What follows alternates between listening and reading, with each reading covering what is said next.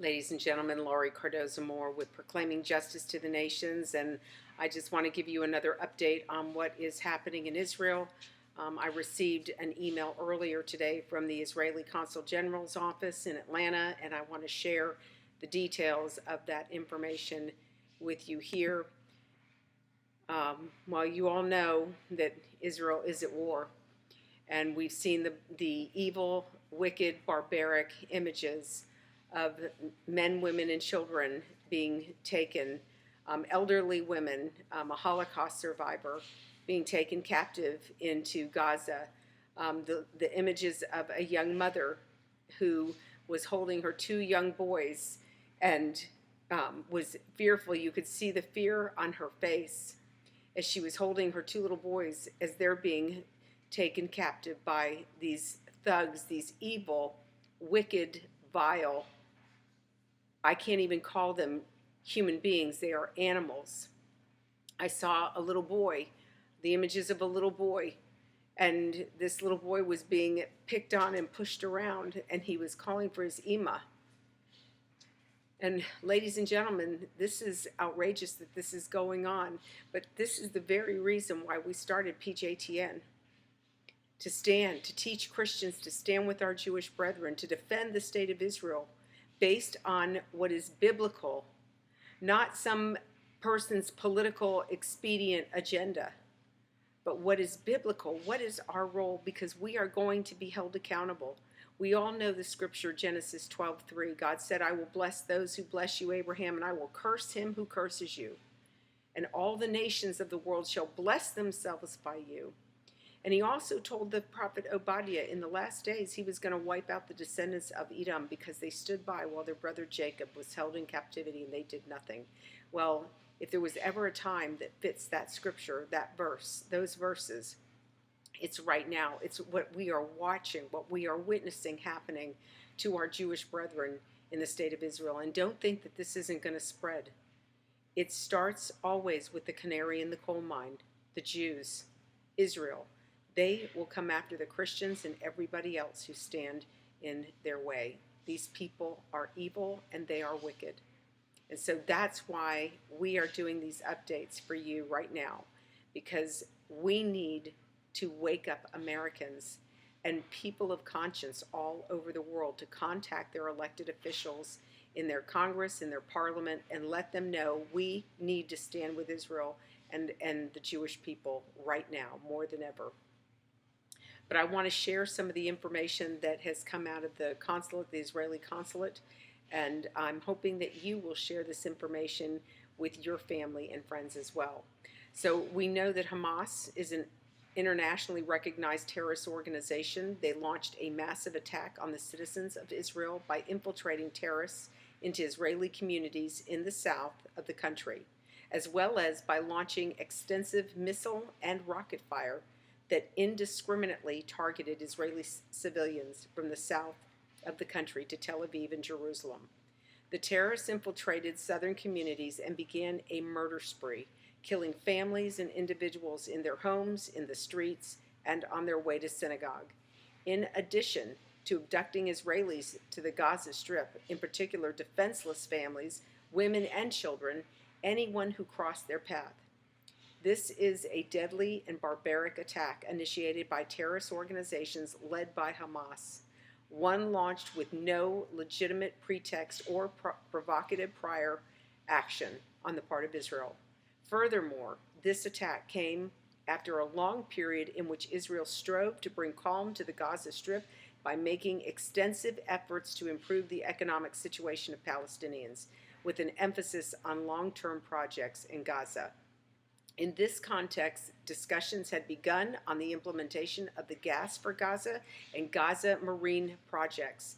Yet while Israel was working to stabilize the area by promoting long-term projects, Hamas launched a murderous and destructive terrorist operation designed to hurt Israel and undermine stability in the area. Ladies and gentlemen, that goes to prove these people do not want peace. They don't want to live peacefully side by side.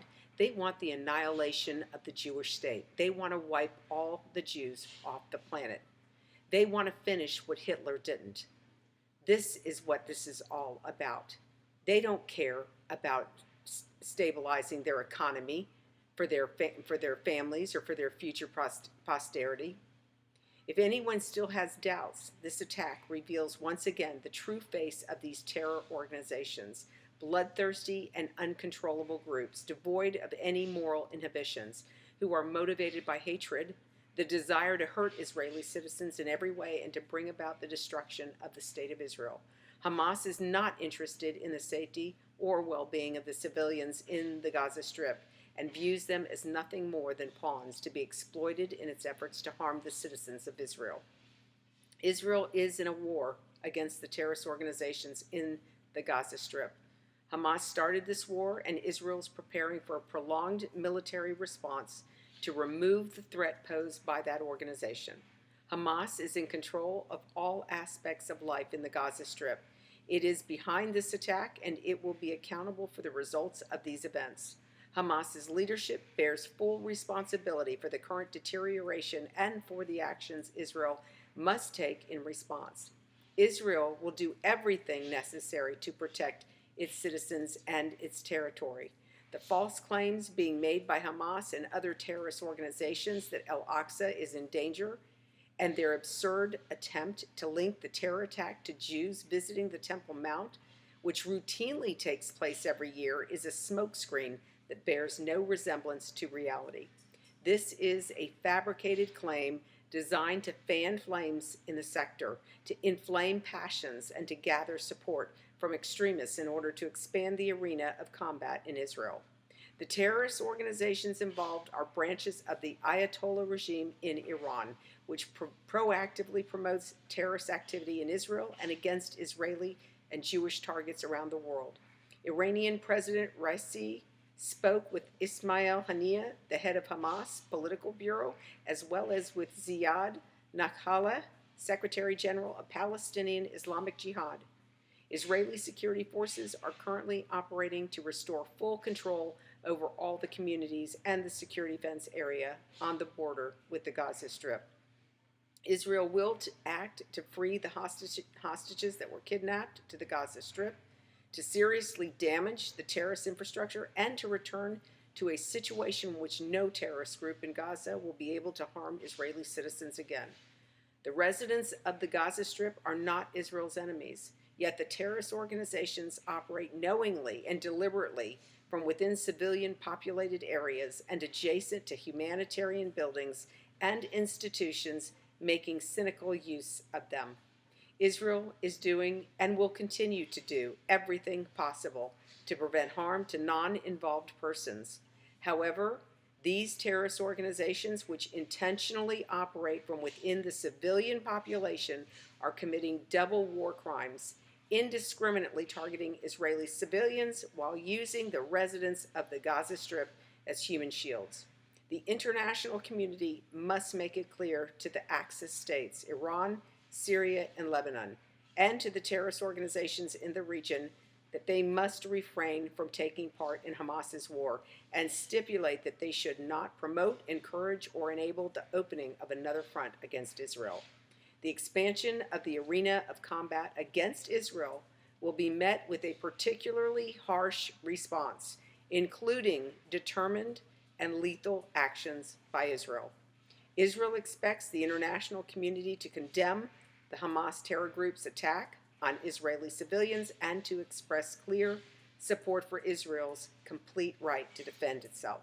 Israel will act resolutely against the terrorist organizations and will do all that is necessary to protect its citizens. So, ladies and gentlemen, again, I'm asking you to share this information. For those of you in America, we know that at least 9, I believe was the last number I heard, 9 Americans died. And our President Biden, who did get up and publicly say that we're going to send $8 billion to Israel to help them in this war, that we are sending our military we're moving our ships into the Mediterranean to help with a show of force. But the Biden administration needs to go a step further. They need to cut all funding to the Palestinian Authority. They need to cut funding to Iran. And on top of Americans dying, where is the administration? Because they've not said anything about this. But we know they were hosting a barbecue yesterday at the White House, and President Biden didn't have an opportunity to come out and speak to the American families that perished in this horrendous attack against Israel and against America and our interests in the region. So, ladies and gentlemen, thank you so much for taking the time to share this information, to like it, share it with your family and friends. Let's get this information out there, because all of these congressmen and these people who support these terrorist groups, like Rashida Tlaib, like Ilhan Omar, like AOC, Alexandria Ocasio-Cortez, we cannot stand by as Americans. We must speak up. We will be held responsible. We will be held accountable for what we did and what we didn't do in this hour. And remember, as I said, Genesis 12:3, I will bless those who bless you, and I will curse him who curses you. And the rest of that verse in the Hebrew also would read, and he who ignores you, I will utterly destroy. So, ladies and gentlemen, we cannot ignore the plight of our Jewish brethren, the plight of Israel. We must stand with our Jewish brethren and fight with them as well. God bless you, and thank you for all you do on behalf of our Jewish brethren and the state of Israel. Remember, like and share this message. God bless you.